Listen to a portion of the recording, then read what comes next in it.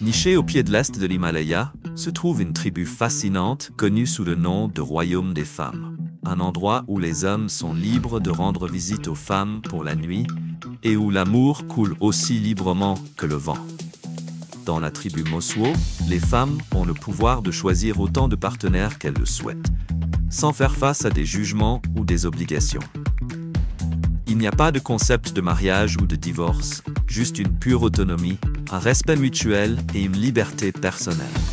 Vous êtes curieux de savoir comment cette tribu fonctionne? Restez avec moi alors que nous découvrons les incroyables traditions des femmes Mosuo, où l'indépendance et la liberté transforment complètement la manière dont les relations sont vécues. Imaginez entrer dans un monde qui semble appartenir à un autre temps et à une autre tradition.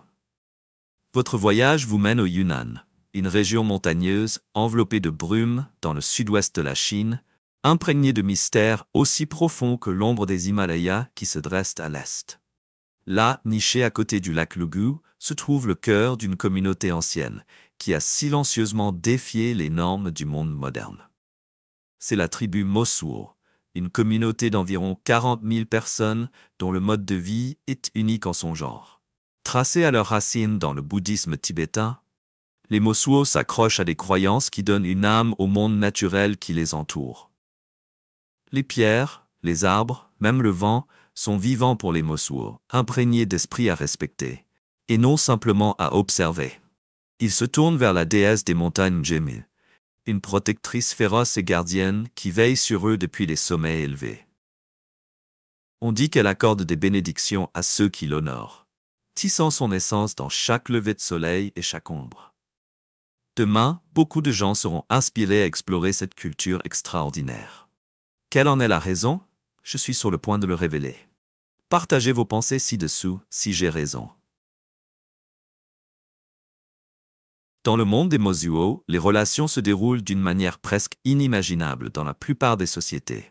Leur tradition unique, appelée Axia, ou mariage à la marche, redéfinit le concept de partenariat. Dans la culture Mosuo, il n'y a pas de cérémonie, pas de bague et pas de foyer partagé. Au lieu de cela, les relations ici sont ancrées dans la liberté et le choix mutuel.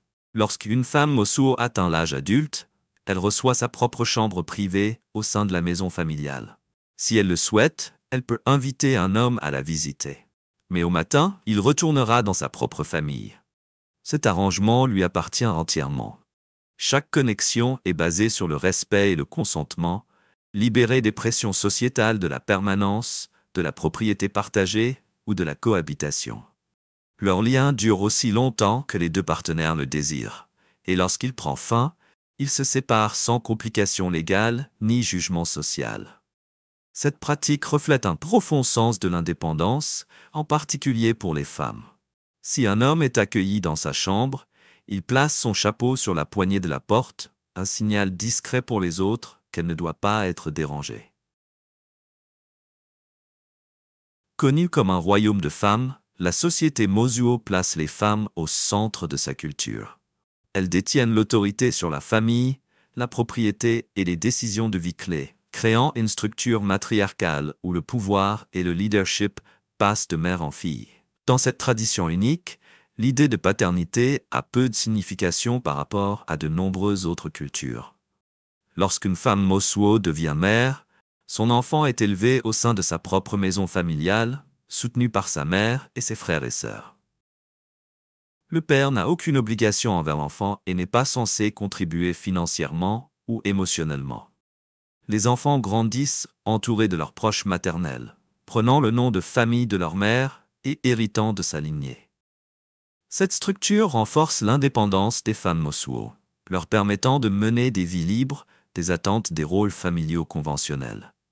Dans la société Mosuo, il n'y a pas de père, pas de mari et pas de famille nucléaire comme nous pourrions les définir. Comment alors maintiennent-ils un mode de vie aussi extraordinaire?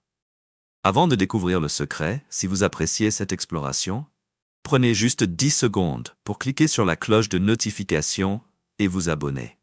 Cela fait une énorme différence pour cette chaîne, et je travaillerai dur pour vous apporter encore plus d'histoires captivantes. Ça vous tente?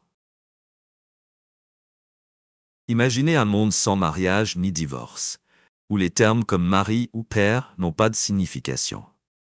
Au lieu de cela, les familles sont dirigées par des mères et des grands-mères, formant un système matrilinéaire qui est au cœur de la vie Mosuo depuis des générations. Dans cette société matriarcale, les enfants prennent le nom de famille de leur mère et sont élevés entièrement au sein de la famille maternelle. L'identité du père est souvent inconnue ou considérée comme sans importance, et cela est perçu comme tout à fait normal. Les hommes de la communauté Mosuo ne sont pas assignés aux responsabilités paternelles traditionnelles. Au lieu de cela, la structure familiale tourne autour de la lignée maternelle, avec la propriété et les noms de famille passant de mère en fille, garantissant la continuité de l'héritage matriarcal. Prenez par exemple les foyers où 3 ou 4 générations de femmes vivent ensemble sous un même toit. La grand-mère ou amie agit en tant que chef de famille, prenant des décisions importantes et préservant les traditions familiales. Les filles héritent de la maison familiale et de ses ressources, préservant la stabilité pour les générations futures. Cela crée un environnement unique où les femmes collaborent pour maintenir leur patrimoine et leurs responsabilités partagées. Bien que le rôle paternel puisse sembler essentiel dans de nombreuses cultures, les Mosuo ont trouvé un équilibre différent. Les mères prennent le contrôle total de l'éducation de leurs enfants, favorisant un environnement où les femmes travaillent ensemble dans un soutien mutuel. Les hommes, comme les frères ou les oncles, contribuent à l'éducation des enfants et aux tâches ménagères, mais leur principale préoccupation est de soutenir leurs sœurs et nièces. Cela renforce l'unité familiale sans les notions traditionnelles de paternité ou de mariage. Que pensez-vous d'un système familial où les hommes sont libérés des rôles conventionnels de paternité et de mariage? Cela pourrait-il conduire à une plus grande liberté ou poserait-il de nouveaux défis? Faites-le nous savoir dans les commentaires ci-dessous. Dans les familles Mosuo, il y a un dicton. L'oncle détient les rituels et la mère détient la richesse. La gestion des biens, de la production et des dépenses familiales est généralement décidée par la mère ou la femme, la plus respectée et sage du foyer, garantissant stabilité et équité dans la vie familiale. Le système matriarcal des Mosuo valorise également l'égalité des genres, avec un travail réparti de manière rationnelle entre les membres de la famille. Chaque personne a un rôle clair, contribuant efficacement au succès partagé du foyer. Les Mosuo suivent le bouddhisme tibétain et leur fierté familiale ne réside pas dans des biens matériels, mais dans une paire de coquilles en nacre exposées dans la chambre de la grand-mère. Chaque année, ces coquilles sont apportées au temple, données et échangées contre des plus grandes. Plus la coquille est grande, plus l'honneur de la famille au sein de la communauté est grand. Les revenus des membres de la famille sont contribués à un pool collectif et répartis équitablement entre les foyers. Ce revenu collectif est géré par la fille aînée, assurant que les besoins de la famille sont satisfaits. Les fonds restants sont souvent donnés au temple, qui utilise l'argent pour soutenir les écoles locales et d'autres besoins communautaires. Les coutumes Mosuo, profondément ancrées dans la tradition, sont transmises de génération en génération, préservant leur culture unique. Les anthropologues estiment que des sociétés matriarcales comme celle-ci étaient courantes il y a environ 10 000 ans. Les Mosuo représentent une branche rare et durable de cette ancienne tradition, avec des ancêtres qui vivaient autrefois dans l'ouest de la Chine. Dans la société Mosuo, les femmes portent une combinaison remarquable de responsabilités, détenant l'autorité au sein du foyer et de la communauté. En tant que principales héritières de la propriété, des terres et des soins des enfants, les femmes Mosuo sont centrales à la vie familiale et à l'économie locale. Elles gèrent les tâches quotidiennes, supervisent les finances et équilibrent indépendance avec un fort sens du devoir.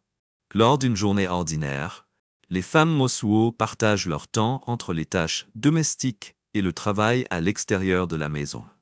À l'intérieur, elles gèrent le foyer en cuisinant, nettoyant et s'occupant des membres plus jeunes de la famille. À l'extérieur, elles travaillent dans les champs, s'engagent dans le commerce ou pêchent dans les eaux du lac Lugu. Leur rôle s'étend à la fois dans les sphères domestiques et économiques, mettant en avant l'adaptabilité et la résilience qui définissent la féminité Mosuo. Pendant ce temps, les hommes soutiennent la famille de différentes manières, principalement par le travail physique. Ils labourent les champs, s'occupent du bétail, construisent des maisons et participent à des devoirs cérémoniels, y compris la préparation des rituels funéraires. La pêche est un autre domaine où leurs contributions sont significatives. Au-delà de ces responsabilités, les hommes Mosuo jouissent souvent de plus de liberté, avec moins d'obligations domestiques, leur permettant de socialiser et de poursuivre leurs traditions romantiques nocturnes. De cette manière, la société Mosuo maintient un équilibre, où chaque genre contribue selon la tradition, les femmes détenant un plus grand pouvoir dans les affaires familiales et sociales. Un aspect unique de la vie Mosuo est la liberté dont disposent les femmes pour choisir ou changer de partenaire. Cette autonomie offre une échappatoire personnelle au milieu de leurs responsabilités quotidiennes, renforçant leur indépendance et leur satisfaction. Pour les Mosuo, cet équilibre entre travail acharné, autorité et liberté personnelle reflète le rythme naturel de leur culture matriarcale, où les femmes mènent avec force, indépendance et dignité. La cuisine de la tribu Mosuo est un mélange captivant de traditions culinaires tibétaines et chinoises, façonnées par les ingrédients locaux et le climat montagneux rude du lac Lugu. Dans cet environnement difficile, la viande de yak et les produits laitiers de yak forment la base de leur alimentation. La viande de yak est préparée de plusieurs manières, grillée, mijotée ou séchée, pour assurer sa conservation pendant les mois plus froids. Le lait de yak est transformé en beurre, en yaourt et en fromage, des aliments de base qui soutiennent le peuple Mosuo tout au long de l'année. Une friandise prisée est le yaourt de yak mélangé avec du miel ou du sucre, un dessert simple mais nourrissant. Un plat emblématique de la cuisine Mosuo est le tsampa, fait de farine d'orge rôtie. Mélangé avec du thé au beurre ou du lait de yak, le tsampa devient un repas rapide et copieux, parfaitement adapté aux besoins pratiques du mode de vie Mosuo. Le thé au beurre lui-même est une boisson de base, préparée en mélangeant des feuilles de thé noir avec du beurre de yak et du sel. Cette boisson riche et réconfortante est à la fois énergisante et essentielle pour supporter le climat froid des montagnes. Au-delà des viandes fraîches, les Mosuo préservent leur nourriture avec des saucisses et des viandes séchées faites de yak et de porc. Ces délicatesses fumées, riches en saveurs, sont souvent dégustées lors des festivals, symbolisant l'harmonie communautaire. Bien que les aliments d'origine animale dominent leur cuisine, ils cultivent également et intègrent des légumes tels que le chou, les pommes de terre et des légumes verts autochtones, qui sont préparés simplement pour équilibrer leur repas. Les festivals dans la culture Mosuo sont des célébrations culinaires, avec des festins qui rassemblent amis et voisins. Un élément marquant de ces rassemblements est le vin de maïs fait maison, une boisson traditionnelle qui représente l'hospitalité et la convivialité. D'autres plats festifs incluent des raviolis et des collations frites légères, tels que des gâteaux de riz et des gâteaux de pommes de terre, qui reflètent les influences chinoises sur leur tradition culinaire. Pour les Mosuo, la nourriture est bien plus qu'une simple subsistance. C'est un reflet de leur identité culturelle, un lien avec la terre et un témoignage de leur résilience dans la vie montagnarde. Leur cuisine nourrit le corps tout en favorisant les liens communautaires et en préservant l'esprit de leur tradition unique. La langue est un pilier de l'identité Mosuo, tissant ensemble des générations et préservant l'essence de leur culture distinctive. Les Mosuo parlent une langue tibéto-birmane, profondément ancrée dans l'histoire de leur région. Cependant, contrairement à de nombreuses sociétés, les Mosuo n'ont pas de langue écrite. Au lieu de cela, ils s'appuient sur des traditions orales pour transmettre des connaissances, des valeurs et des histoires d'une génération à l'autre. Le conte, la musique et la danse jouent des rôles cruciaux dans la sauvegarde de l'histoire et des traditions Mosuo. Les anciens partagent souvent des contes populaires autour des feux du soir, transmettant la sagesse et les légendes de leurs ancêtres. Ces histoires, riches d'enseignements sur la déesse des montagnes, l'esprit du lac Lugu et les coutumes qui façonnent leur vie insufflent un fort sens de l'identité aux jeunes générations. Grâce à ces récits, les Mosuo gardent leur héritage vivant, assurant que les valeurs de leur passé perdurent dans le présent. La musique et la danse sont également essentielles dans la culture Mosuo. Les chansons traditionnelles célèbrent des thèmes comme l'amour, la liberté et la nature, des valeurs profondément ancrées dans leur société. Les danses communautaires lors des festivals et des rassemblements sont des expressions joyeuses d'unité et de fierté culturelle. Ces pratiques culturelles ne sont pas seulement des performances, elles sont des fils vibrants du patrimoine Mosuo, incarnant leur mode de vie et l'indépendance qu'ils chérissent. La dépendance des Mosuo aux traditions orales met en lumière la richesse et la résilience de leur culture. Sans archives écrites, ils ont préservé leur identité grâce à la puissance de la parole, de la musique et du mouvement.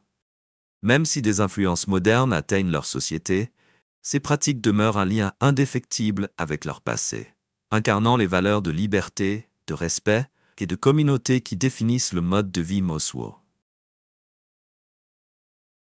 Pour le peuple Mosuo, la spiritualité est profondément entrelacée avec la vie quotidienne, façonnant leur vision du monde et guidant leurs actions.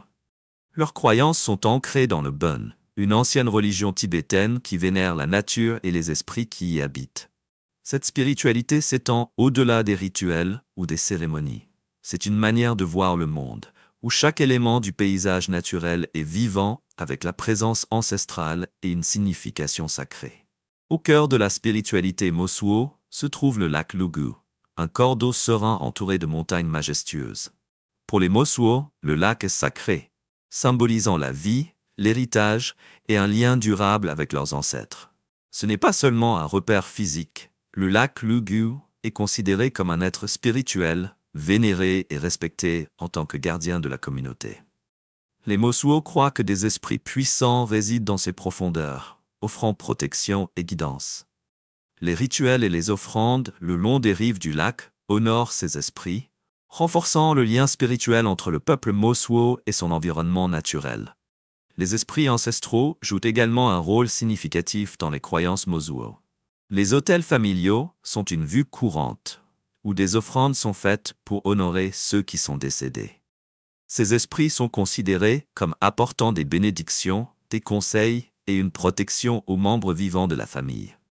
Cette pratique renforce le lien entre les générations, assurant que la mémoire et l'influence des ancêtres restent vivantes au sein du foyer. La foi des Mosuo dans la nature et leurs ancêtres informe leur approche de la famille, des relations et de la vie communautaire. Chaque aspect de leur environnement, des montagnes aux animaux qui errent sur la terre, revêt une signification spirituelle. Ce système de croyance permet aux Mosuo de vivre en harmonie avec la nature, favorisant un mode de vie ancré dans le respect du monde naturel et de l'héritage de ceux qui les ont précédés. Les archives historiques indiquent que les Mosuo vivaient autrefois dans des structures familiales plus conventionnelles, où les hommes et les femmes formaient des foyers ensemble. Cependant, avec l'expansion des routes commerciales, comme la route de la soie, de nombreux hommes Mosuo passaient de longues périodes loin de chez eux, voyageant entre la Chine et l'Inde. Au fil du temps, cette séparation a inspiré un nouveau mode de vie, celui qui privilégiait la stabilité et la compagnie sans dépendance des hommes. L'évolution des relations dans la culture Mosuo a commencé comme une réponse au défi émotionnel d'attendre des maris absents. Pour soulager cette pression, les femmes Mosuo ont développé une structure sociale basée sur des liens volontaires, où l'amour et la compagnie pouvaient être librement partagés. Ce changement a permis aux familles de prospérer indépendamment de la présence d'un homme et a établi une tradition où les femmes détenaient le pouvoir de façonner leurs relations. Ce qui a commencé comme une adaptation pratique est devenu une pierre angulaire de la culture Mosuo, transmise de génération en génération comme un mode de vie précieux. Depuis les années 70, le gouvernement chinois a encouragé les Mosuo à adopter des systèmes familiaux plus conventionnels, cherchant à aligner leurs pratiques avec celles de la société plus large. Pour certains, Le concept de former une famille nucléaire ou de s'intégrer dans la culture dominante est séduisant. Au fil du temps, quelques femmes Mosuo ont choisi des mariages formels, souvent avec des hommes venant de l'extérieur de leur communauté. Malgré ces changements, le système Axia demeure une partie précieuse de l'héritage Mosuo. Pour ceux qui continuent à le pratiquer, l'Axia représente la liberté personnelle, l'indépendance et un lien avec leurs racines culturelles. Cela permet aux individus de maintenir leur autonomie tout en préservant de forts liens familiaux. Pourtant, alors que les influences modernes atteignent la région et que de plus en plus de Mosuo migrent vers les zones urbaines, la tradition fait face à un avenir incertain. Bien que l'attrait du monde extérieur se renforce, l'esprit de l'Axia perdure pour beaucoup, servant de puissant rappel de l'histoire, de la résilience et de la liberté unique qui définissent leur mode de vie. Des études récentes suggèrent que les femmes dans des sociétés matriarcales, telles que la tribu Mosuo de Chine, pourraient connaître des bénéfices de santé notables par rapport à celles vivant dans des sociétés dominées par les hommes. L'anthropologue Dr. Siobhan Mattison de l'Université du Nouveau-Mexique a mené des recherches qui éclairent ce phénomène, montrant que l'autonomie accrue et le pouvoir de décision dont bénéficient les femmes dans les communautés matriarcales peuvent avoir un impact positif significatif sur leur santé. Nos recherches fournissent des preuves que l'autonomie et l'accès aux ressources peuvent soutenir la santé physique des femmes, explique Dr. Mattison. En tant que l'une des dernières sociétés matriarcales au monde, la tribu Mosuo captive la fascination des gens à travers le globe. Cependant, cette attention entraîne son propre lot de défis. Le tourisme et les influences modernes, tout en offrant des avantages économiques, transforment lentement la vie traditionnelle Mosuo. Pour la jeune génération, l'attrait de la vie urbaine, de l'éducation et de la technologie se renforce chaque année, amenant certains à s'éloigner de leurs coutumes ancestrales.